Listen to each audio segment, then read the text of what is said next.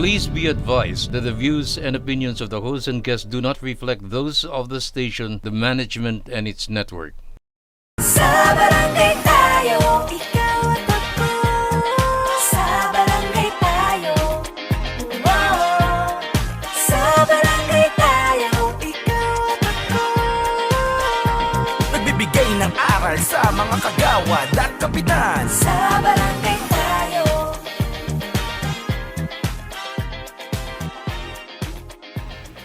Welcome back mga kabarangay. Nandito po tayo for the continuation of our interview with our special guest, Congressman Brian Yamsuan. Kanina na-discuss na po natin anong aasahan natin sa proposed 6-year setting of terms for barangay officials. At dahil dyan, dumako naman tayo sa legislative achievements ng ating butihing congressman. Congressman, Yes, sir. una-muna, gusto kong kayong pasalamatan at nandito po kayo sa barangay tayo. At least nai-inform po yung mga nanonood o manonood po natin. Lalo na po sa tanong kong ito. Ano po ba ang mga paborito nyong inihain sa kamera at bakit po nyo naisip na magpasa ng mga batas para do sa ating bansa, para sa Pilipino? Actually, yung advocacy ko simula pa nung nagsimula tayo sa public service, talagang doon nagkaroon ng interest kasi, like for example, nung panahon ko kay Senator Angara, nagkaroon ako ng interest sa mga senior citizens. Kasi I was part of yung technical working group na bumalangkas ng batas na yun. Nasa staff niya ako, so nakita ko kung paano yung intricacies ng mga kailangan mong gawin na mga batas para maisaayos yung mga benepisyo na ibibigay mo sa mga seniors. Nung during that time, that 20% discount na binigay mo sa seniors, napakalaking bagay nun. Para sa mga seniors. Kaya hanggang ngayon, hindi makalimutan, di ba? Totoo naman. Yung tatak Anggara nga sinasabi nga nila. And ngayon, yung ginawa niya sa edukasyon, yung Free High School Education Act, yung free lahat, di ba? Elementary high school na libre na.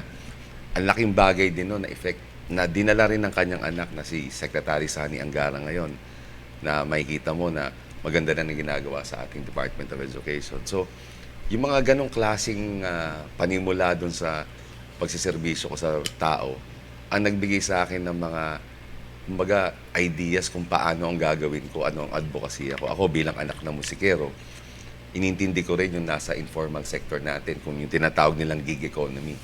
Ito yung mga walang kontrata sa mga pinagtatrabahuhan. Di ba? Kita nyo yung mga nagmumusiko, nagbabanda. Wala silang contract dun sa kanilang mga tinutugtugang restaurants, tinutugtugang ano. Depende na lang pag naging professional na sila na talagang meron na silang pangalan sa industriya. Pero yung mga tumutugtog lang dun sa mga bars natin, basically part of the informal sector. At yung informal sector, napakalaki niyan. Kaya ako, yun ang tinitingnan ko rin kung paano makapagbigay ng mga benepisyo sa ating mga nasa informal sector, kung paano sila mabigyan ng SSS, pag-ibig, yung mga ibang benepisyo na pwede nila makuha. Kasi halos parang, alam mo, ilang trilyon ang binibigay ng informal sector sa atin. Tama. Pero hindi natin sila naiintindi. Yun ang problema sa lahat dyan. And yung informal sector, hindi lang yung musikero, andyan yung manikorista, andyan yung mga nasa ating mga yung mga shooting, di ba? Pagka yung mga lightsman, yung mga gaffer, lahat yan. Sila yung mga nandyan na nasa laylayan ng lipunan natin. Yung mga, actually, mga nagpapasaya sa atin. Di ba? Pag gusto natin mag-relax, punta ka ng bar, makinig ka ng music, okay. Kung gusto mo magpaganda, ka sa parlor, yung nanggugupit sa'yo, nag-aayos ng kuko mo. Di ba? Sila yun. Pero hindi natin sila naiintindi in terms of the benefits. Kaya kailangan isipin din natin. Kaya nagpanukala ako ng batas, nabigyan sila ng mga tamang benepisyo sa ating bansa para at least maalagaan natin sila. At the same time, yung aking advocacy sa PDLs. Kasi bilang dating Assistant Secretary sa DLG, nagkaroon ako ng bird's eye view dun sa issues ng mga nakakulong sa atin. Yung mga persons deprived of liberty, yung ating mga nakakulong. Nakita ko yung sitwasyon Napakahirap Yung mga pagkain, yung kanilang mga food allowance, yung medical allowance. At alam mo ba, even yung alam mo, isa sa mga trabaho ng kulungan is to rehabilitate yung nakakulong, di ba? Ang nangyayari, hindi rehabilitation, mas lalo pa nagkakaproblema. Alam mo ba yung sa ating mga medical doctors at sa ating mga psychiatrists, ang available lang sa buong BJMP, nasa 15 lang, buong bansa. Grabe. So kikita mo na lang yung Grabe yung sitwasyon. ratio. Tapos ang kanilang allowance sa medical is 15 pesos. Grabe. So magkano ang biogesic? Pag sumakit ang ulo, sumakit ang ipin. Ponstan, magkano yung mga ganun. Ayun lang ang nakaalat sa kanila. 'Di ba? So napakahirap ng sitwasyon ng ating mga PDLs din. Kaya inaasikaso ko rin niya. Kaya naipagtulungan ako sa ating mga ahensya na magkaroon na ng unified system. Yun ang pinapropose kong bill na magkaroon ng Department of Corrections para maisa ng ahensya na aayos dun sa ating jail system. Kasi kung titignan mo, di ba, ang provincial jail under ng provincial government. Buti nga, meron ng pinapasa Senator Bato na isama na siya sa BJMP. Yung ating district and municipal and city jails under the BJMP ng DILG. Ang ating Bureau of Corrections ay under the DOJ. So kung titignan mo, very fragmented yung ating system. So yun, sinusulong ko rin yun. And at the same time, ako, gusto ko rin i-professionalize yung ating government workers. Kaya nga kami ni Senator Jingo Estrada, nagtulong na kami, nag-counterpart bill na kami sa House and Senate nung batas na magbibigay ng libreng edukasyon sa ating mga kawani ng gobyerno na magkaroon sila ng masteral sa doctoral degrees. Na pag ikaw gusto mo mag-aaral pa ulit sa ating mga SUCs, libre na, wala nang bayad. Kasi kailangan mong i-professionalize yung ating government service din eh. Kailangan magkaroon tayo ng mga professional na mga tao na talagang nag-aral. Kasi pag quality yung tao na magbibigay ng serbisyo, di ba? Napakaganda nun eh. Mas maayos kausap, mas maintindihan niya yung sitwasyon, nakapag-aral siya ng tama, di ba? At mapapakinabangan siya ng gobyerno. Kasi mag-iiba ang tingin ng tao sa gobyerno. So yun ang mga pinapropose nating batas. Sa benepisyo naman sa mga welfare ng ating mga kababayan, inahain ko na rin yung free medical check-up para sa ating mga kababayan, especially yung ating mga seniors. Naunahin naman sila kung hindi na makayanan yung iba. Kailangan may free annual medical check-up na pinoprovide ng gobyerno para sa ating mga kababayan, lalong-lalo na sa ating mga seniors at lalong-lalo na yung mga mahihirap. Diba? Kasi yung iba kaya naman eh. Pero yung iba na hindi talaga kaya, kailangan i-provide na natin. Kami nga doon sa Camarines Sur, doon kung saan nakabase ang Bicol Saro Party List. Ang ginawa namin nila Congressman Villafuerte, nagkaroon kami ng mobile eye clinic na umiikot yun sa buong Camarines Sur na namimigay ng libreng salamin. Hindi ito yung salamin ng bini Ito yung talagang libreng salamin na binibigay namin para sa ating mga kababayan na umiikot to. Actually, tinataon namin siya before the start of the school year. Kasi kinikater din namin yung mga bata. Kasi minsan kala mo yung bata, mahina lang yung comprehension. Yung pala malabo lang mata. Di lang mabasa yung mga lessons nila. Kaya medyo hirap sila dun sa mga ginagawa nila sa school, mga assignments nila. So nakita namin yan, pinag-aralan namin mabuti, ginawa na namin ganun. Tapos yung e-learning, isipin mo Camarines Sur to, e-learning. Lahat ng namin, lahat ng halos eskwela namin, kino-convert na namin ng ganun. Para lahat ng tao naka-tablet, lahat ng estudyante naka-tablet, teacher, laptop, naka-wifi na sila na maayos. Unti-unti namin binabago yung sistema ng edukasyon kahit nasa countryside ng ang Camarines Sur na nasa Bicol region. Kaya kung kayang gawin doon, kaya rin natin gawin sa lahat ng mga lugar. Kasi kung titingnan mo yung Bicol region, hardest hit yan lagi, every bagyo, di ba? Pero nagagawa namin yung mga ganitong programa para sa ating mga kababayan. Kaya propose kami ng mga batas na makakatulong talaga para sa pag-angat ng antas ng serbisyo, pag-angat ng antas ng pagtulong sa ating mga kababayan. Itong AKA program na ginawa ng ating speaker, napakaganda rin kasi ito, mostly yung mga ayuda kasi nanggagaling lang dun sa ating mga indigents, di ba? Yung in crisis situations nga, sabi nga nila, di ba? Pero kami, yung AKA program, ginawa namin to na brainchild ng ating speaker Martin Romualdez. Ito naman yung assistance doon sa mga kapusang kita program. So, yung mga sumisweldo ng 25,000 and below, pwede mag-avail ng ayuda sa ating pamahalaan. Which, yun na ang gagamitin namin ngayon this next Congress. Ang sabi niya, ang ating mga congressman dito na lang magpo-focus sa AKAP para encompassing na rin yung tulong na pwede namin ibigay sa mga kababayan natin. Kasi marami sa mga districts, di ba? Ang problema, yung mga minimum wage earners na nila talagang kulang yung mga pambayad nila sa lahat ng bagay. So marami rin tayong ginagawang batas para dyan na makatulong sa atin dun sa mga ayuda ng ating mga kababayan. At higit sa lahat, ang sa akin, is yung itaas din natin yung antas ng serbisyo sa mga kababayan natin. Kaya tayo nagpo-propose ng mga batas na tutulong din doon sa ating ibang sektor ng lipunan. Even yung mga professionals, daging reklamo nila yan. Kaya basta kami nakahanda kami sa mga batas, na mga panukalang batas na isusulong natin sa ating Kongreso. Ang sa akin lang, basahin din ng ating mga kababayan, suportahan din nila kami. Magbigay din sila ng mga komento para mas lalo pa natin ma-improve yung mga sinusulong natin mga panukala. Alam mo, kung yung information drive na sinabi ninyo, basahin din ng ating. Anytime, welcome ho kayo sa Barangay Tayo para isiwalat ninyo ang not only your bills and resolutions sa Kongreso, pati na rin yung mga kabuuan ng House of Representatives. Willing ho kaming i-discuss dito at kayo po ay laging welcome din sa Barangay Tayo. Oo. Alam mo, ako actually, may isa pa akong advocacy na talagang kasi ako ang chairman ng House Committee on Aquaculture and Fisheries. Okay. So, yung ating problema ng mangingisda natin, problema ng ating industriya sa pangingisda, ay talagang tinitignan natin at binibigyan natin ng pansin. May krisis na tayo dyan.